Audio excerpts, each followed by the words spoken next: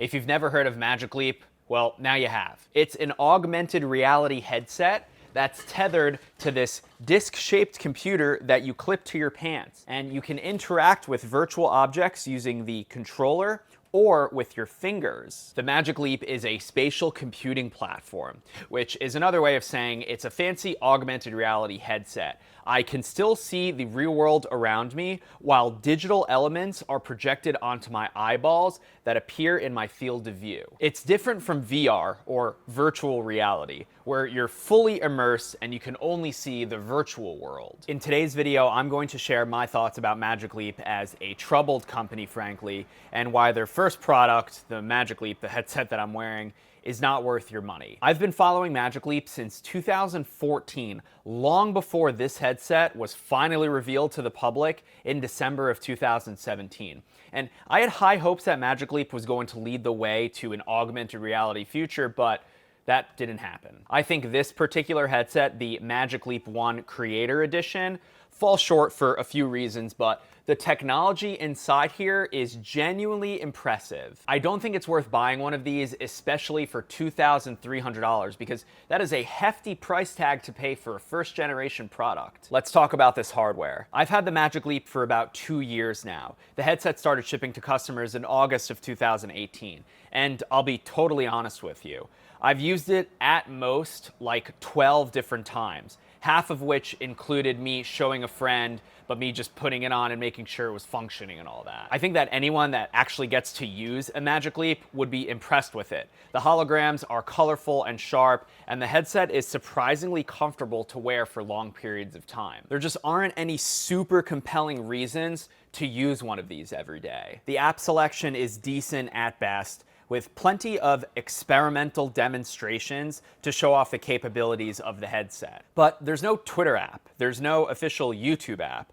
The Angry Birds game is cool, as is this demonstration of a human heart beating. It's just been hard for me to find reasons to actively come back and use this. And you can certainly make that argument with any expensive tech product, but there's more. The field of view in the Magic Leap 1 just isn't wide. It should be way, way bigger, meaning the visual elements you see often get lost if you just turn your head a little bit or like look down. If there was an object right here and I turned this way, that object disappears because I'm not looking straight at it. It's something you immediately notice when you use this headset, and I think the overall immersion experience would be better if the field of view was twice as wide. Next, the tether. The cable that connects the headset to the computer is annoying. More often than not, the cable gets caught in my chair when I go to get up, and it kind of ruins the experience for me dealing with this loose cable. Whereas something like the Oculus Quest has no tether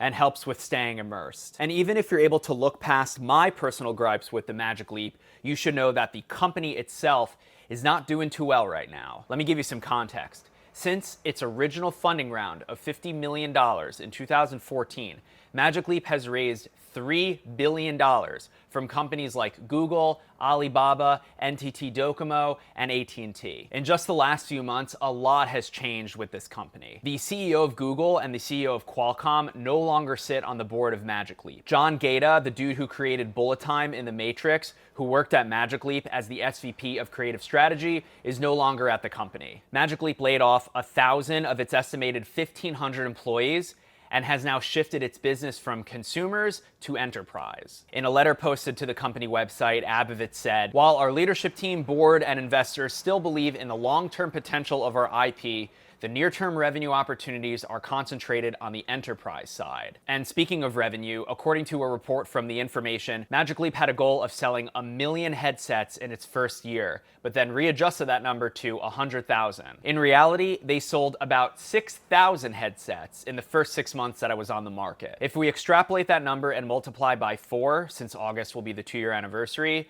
that's around 24,000 headsets. Way, way short of their initial goal of 1 million, but then the readjusted goal of 100,000. And on top of all of this, the CEO and founder of Magic Leap, Rony Abovitz, has stepped down. Another reason you shouldn't buy the first ever Magic Leap for $2,300 is because Magic Leap is already working on the next generation of their headset. Abovitz confirmed to me via a tweet that the ML2 is being worked on and will be geared toward enterprise customers. Think of nurses and doctors and surgeons in hospitals, or factory workers, or the possible applications in warehouses, in the automotive industries, in manufacturing, people that need access to quick information in their field of view without having to hold a display in their hands. He also said that a consumer version of the next generation headset will be coming in 3 to 5 years. I can only hope that means untethered with a wider field of view and at the very least, cheaper than $2,300. And to add to all of this, Magic Leap was reportedly looking for an exit back in March, but that didn't happen. It's important to note that Apple has scooped up a significant number of former Magic Leap employees, according to this chart from Protocol. Apple's been rumored to be building an AR headset of its own for years, dating back to 2017 in this Bloomberg report. So these hires make sense. So is Magic Leap dead? Well, no, but it's hard to say what's going to happen with this company. I don't think that this current iteration of the hardware will ever go mainstream. They kind of missed the mark with the Magic Leap 1. Imagine if this was $1,500 or even $1,000. I can't say that I have super high hopes for the next version of the Magic Leap. What I do have high hopes for, though, is Apple's attempt at this category. Expect to see Apple Glass sometime in 2021 or 2022. I'll leave you with this. I think that Magic Leap learn to crawl so that Apple can learn to walk and eventually run. If you enjoyed this video and you want to see more like it, please subscribe to my YouTube channel. And if you learned something, smash that like button on your way out. Thank you for watching, and I'll see you in the next video.